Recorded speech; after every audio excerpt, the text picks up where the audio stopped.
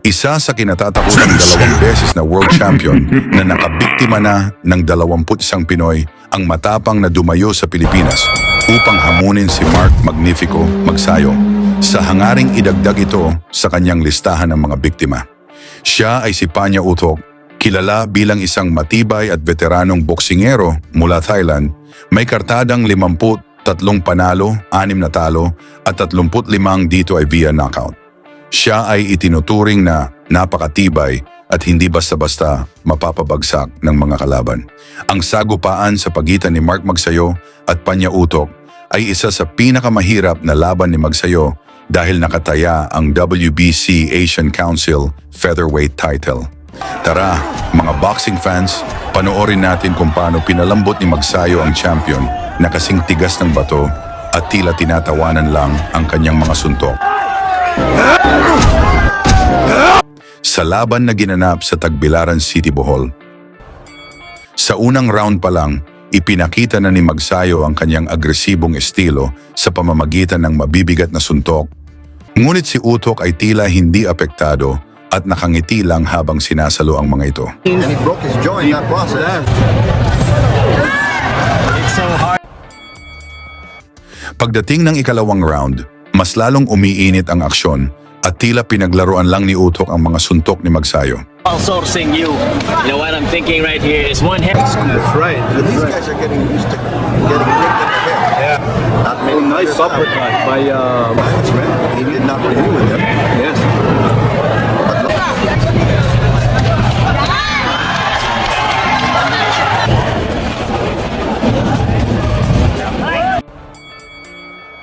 Pagsapit ng ikatlong round, mas lumalakas ang mga suntok ni Magsayo, ngunit patuloy pa rin sa pag-atake si Utok na parang hindi na tinag.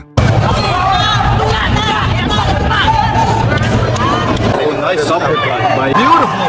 Wow. Nodding as if Those are 5 solid shots from Magsayo and he's just smiling.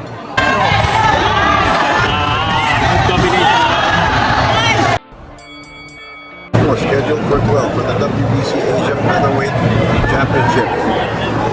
Bill Velasquez with Bill Pancho coming. Oh, nice.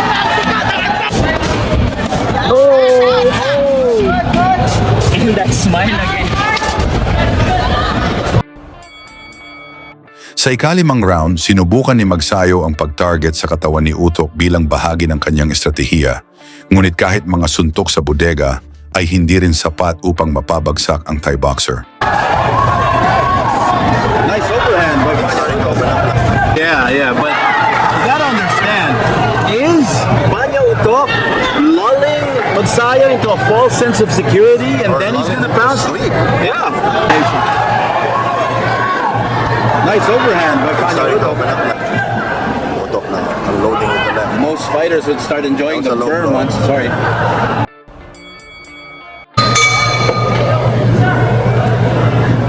So far, so good. Very good. Magsayo train rolling along from the ring. Beautiful. Blows by Bill Velasquez with Bill Pancho coming to you. Magsayo's been ducking on his punches. Keep going like this. You can't keep going like this. You can't keep getting hit this much. Exactly. That's too much already. Thank you for that brief shower. Another solid, impeccable round from Mark Magsayo. More of the same. Panya Utok.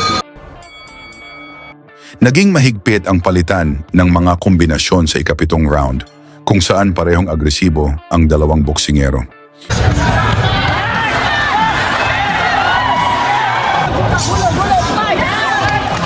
Be very patient.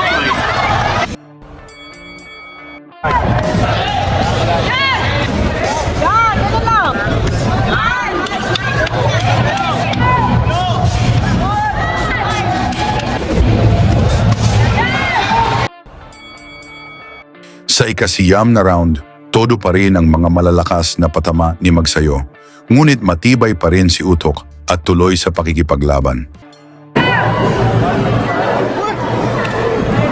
So far, More of the same. more of the same. the judges almost unanimously gave every round to Magsayo.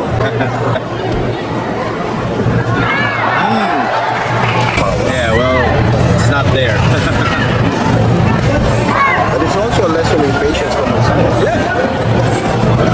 He did say that before the fight. He needs to be patient. He can't become careless because he does respect the experience and how dangerous this guy is. Tanya Uto. Oh, look at that flurry. Oh boy. There it is. He wants Messiah to really open up, and then he's going to mix it up.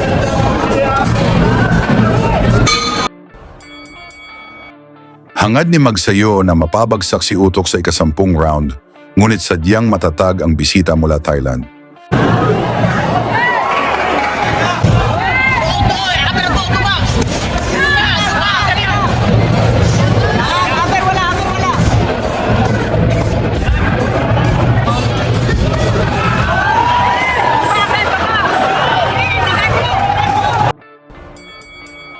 Pagdating ng round 11, ibinuhos ng dalawang boksingero ang lahat ng kanilang lakas upang mapabilib ang mga hurado. Pretty much that's it.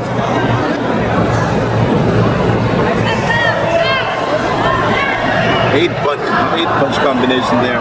Tayo. I thought that was what Utok wanted. Oh, guess what? I think I see a little welt below the left eye. Yeah. Nice uppercut. This crowd really wants a knockout. This is our 7th bout of the evening. Oh, winner. But you know, Magsayo is really walking away with the crowd. And Utok is still there. When he was receiving those punches, some of them on the arm, he was smiling already, just waiting to unload. That could be something that people or his usual critics could point out, but he wasn't able to put this guy away. Sa final round, ibinigay ni Magsayo ang kanyang pinakamalalakas na tira, ngunit nanatiling nakatayo si Utok at patuloy sa pagpapakawala ng suntok. Oh, 11 punches thrown by Magsayo. Sometimes just grounds for the referee to stop the fight. Yeah.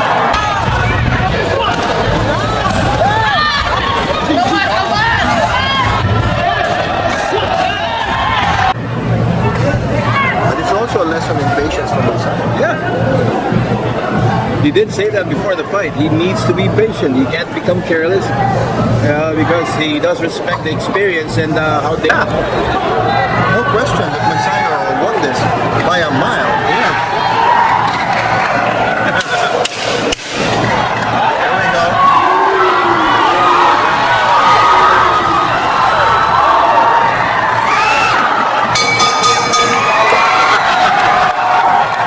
Sa huli, nakamit ni Magsayo ang tagumpay sa pamamagitan ng unanimous decision na nagpatibay ng kanyang karera bilang isa sa mga pinakamahusay na boksingero ng Pilipinas. Salamat at suportahan na lang natin si Magsayo sa kanyang paparating na laban ngayong Disyembre 2024. Lagi niyong sundan, huwag magpapahuli. Pag-usapan ay bakbakan, balita niya at laban. Mga Pinoy na di nagpapagapi. Salamat sa mga suporta na lagi nandyan.